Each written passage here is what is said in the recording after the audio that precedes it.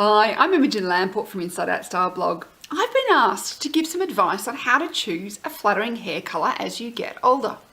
Now we do notice that the pigment from our hair disappears with age, so we start going grey. But the pigment from our skin also changes, and this is why when you see someone and they've dyed their hair back to their natural colour, that the colour that they might have considered to be natural when they were like 20 or 30 years old, now looks hard and harsh and doesn't seem to work as well. The reality is our natural colour is the colour that is growing out of our heads today. It's not the colour we had in the past. Because your skin works with the colour that's growing out of your head now. And because your skin changes with age, that your colours don't remain the same. So as our hair colour softens and goes grey, so our skin tone softens as well. Now, one of the things that people often ask is, how did I know it was the right time to go from brunette to blonde? Because you may remember, when I was actually a child, you wouldn't remember this because you didn't know me, this was my hair colour. And for a long time, I dyed it this, but you can look at that now and say that just looks really heavy and harsh against my skin because I don't have the skin that I had when I had this hair colour. Also, you'll notice that my eyebrows are faded and I have to pencil them in to actually give them a bit of depth these days. And then for a long time, I was probably somewhere around here, and it was from here that I went, oh, I need to go lighter because this is starting to look so hard and heavy. And I had to dye my hair every 10 days to 2 weeks because I look like a skunk. So, but if I come down here, it's very hard to get a cooler, natural light brown that doesn't have a lot of warmth. And if you look here, even though this is a natural colour, this blonde looks very yellow against my skin. It doesn't really work so well.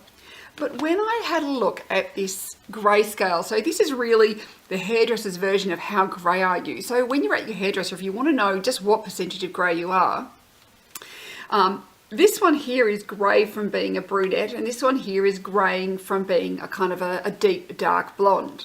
Now, because I greyed from being a brunette, if I wasn't dyeing my hair today, it would actually be this colour. This is what they call 80% grey. And this is pretty much what my hair is today. The back of my head's probably a bit more like this because we tend to grey from the front back. So that would be the back of my head, but that is the front of my head. And this is where when I put that on my face and I went, actually that suits me now. My natural colour suits me. I'd been dyeing it forever. But my natural colour suits me. And so you go, oh, well, I could do something lighter. So then this took me down into the blondes to say, well, what kind of blonde would I want to be? But some of these are yellow and some of these are cooler, more ashy. And what you can see is if I put both these on my face, the yellow one jumps out versus the ashy one doesn't. So I had to make sure that the blonde I was going was a nice kind of ashy or greyed out blonde, not a really yellow or golden blonde, because that really doesn't suit my skin tone. So one of the things to think about is, are your eyebrows still dark?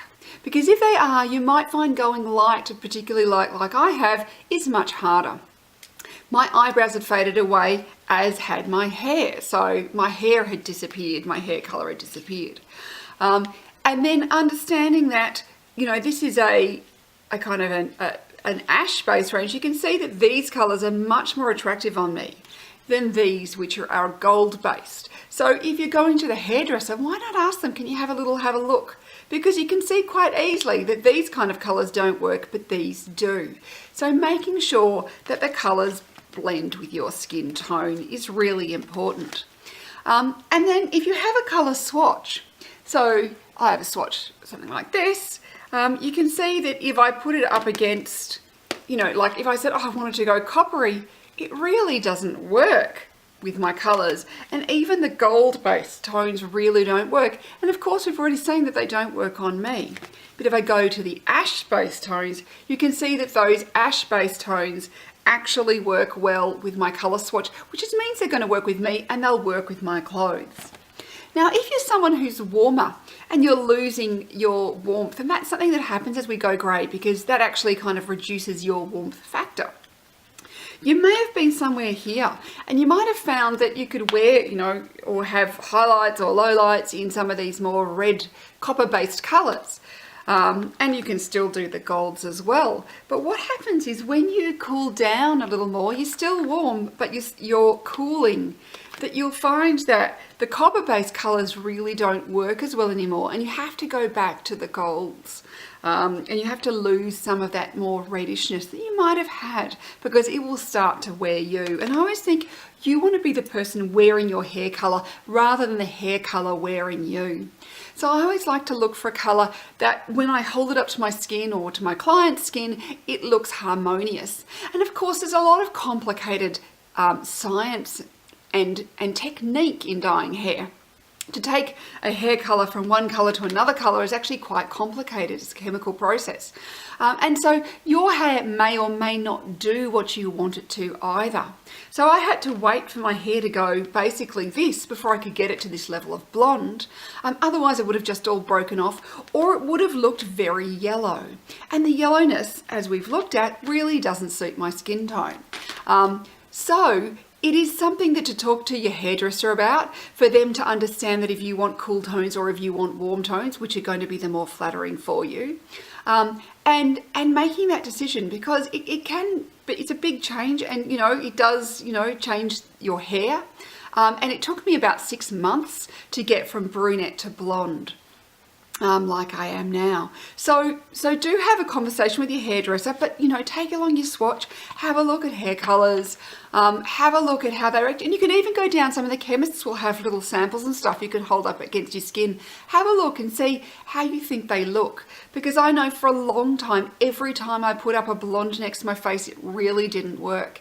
And it was only when I got to that 80% grey and my eyebrows had faded that suddenly that became much more flattering than my natural dark brown hair colour.